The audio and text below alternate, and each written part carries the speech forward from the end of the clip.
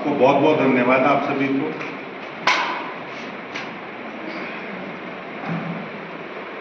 उन्नीस सौ 71 में 21 मार्च 1971 को मैं जन्मा एक छोटे से गांव में, नाइला करके गांव है।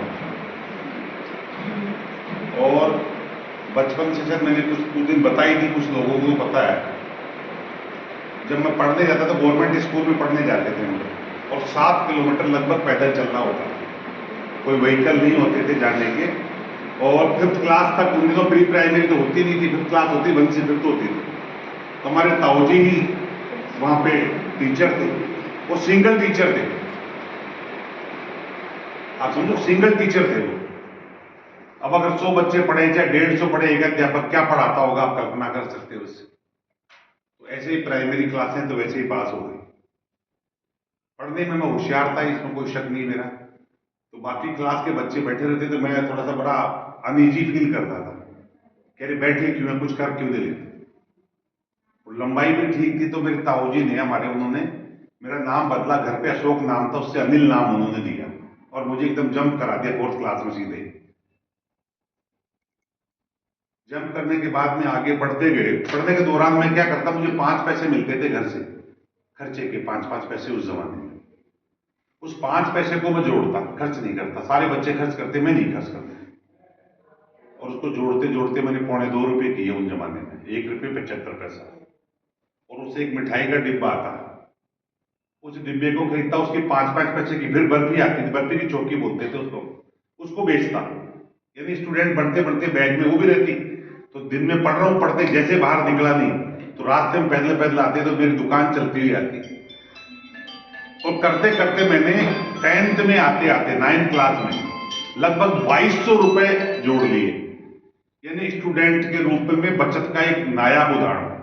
उन दिनों जो सरकारी कर्मचारी होते थे, टीचर्स, उनकी सैलरी 100 रुपए होती थी, 100 रुपए मंथली सैलरी। उस जमाने में 2200 रुपए किसी का जोड़ लेना, मतलब आज के तारीख में 10 से 20-22 लाख रुपए हो गई मान लो बच्चे के रूप में। और उस पैसे को जोड़ना, यहां तक तो एक कलाई मेरे पे बढ़िया बुद्धि कह लीजिए या आगे से तरक्की करने का था, लेकिन उसको खर्च कर देना ये बड़ा अजीब था। कि वहां पे सवाल आया कि स्कूल में मैं, वहां टीचर बनते थे, मेरी शुरू से ख्वाहिश थी टीचर बनूं या कोई पावर के पोस्ट लो, 2 ही चीजें थी दिमाग में। तो उसके लिए मैंने दिया, तो वहां मैं कॉमर्स लेंगे, तो पहले वहां गांव सरकारी स्कूल में कॉमर्स होना बहुत मुश्किल था, एक सब्जेक्ट चलता था मात्र आर्ट्स। मैंने प्रिंसिपल से कही, सर यहाँ कॉमर्स नहीं हो सकती क्या? तो हो सकती है, बिल्कुल टाइपराइटर दान करे स्कूल में तब कॉमर्स हो। मैं वो कितने का आता है, तो उनका 2000 का। अब आप सोचिए मेरे साथ एक साल तो मेरे 8-9 साल की कमाई, और एक तरफ ये कॉमर्स लेके मेरे सपने पूरे करूं। तो मैं वो उस वक्त 1800 रुपए, उस 2200 रुपए में से 1800 रुपए स्कूल में दान किए, यानी कंप्यूटर खरीद के लिए। तो नाइला के सरकारी स्कूल में दानदाताओं में मेरा नाम लिखा हुआ है, जिस स्कूल में मैं पढ़ा। आप एक छोटी सी चीज से बताऊंगा कि आपको यहां तक त्याग करने का, तक जितना कमाया उतना कर दो, मुझे कोई नहीं पड़ता। और शायद आज मैं 54 साल का हूं, अब सेम चीज मेरे दिमाग में फिर आ गई। मुझे किसी चीज से कोई लगाव ही नहीं है। मैं चाहता हूं मेरा जीवन बच्चों के नाम समर्पित हो। आप जो प्राइवेट स्कूल के टीचर्स काम कर रहे हैं, इनके नाम समर्पित हो, ताकि इस राष्ट्र का बेटर निर्माण हो सके। मैं ये तो नहीं कह सकता कि अपन सब कुछ बदल देंगे, पर हम सबका छोटा छोटा योगदान, छोटा छोटा।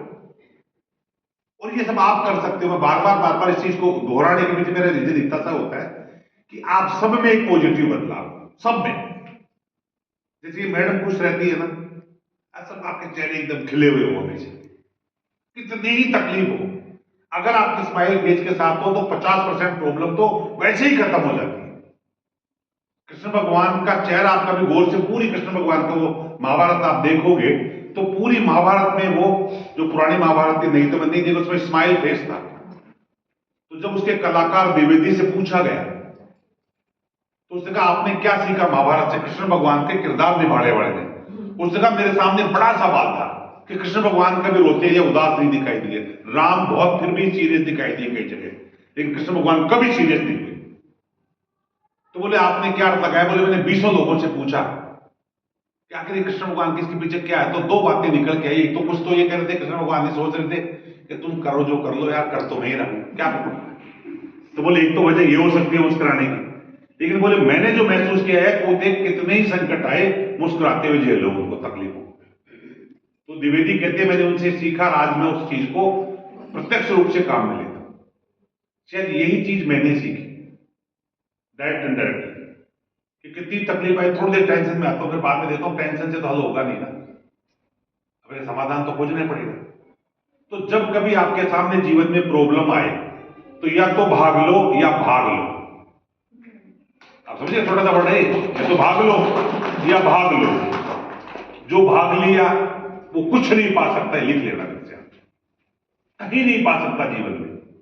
लेकिन जिसने भाग लिया, पार्ट, या तो पार्टिसिपेशन करो या अवे हो जाओ।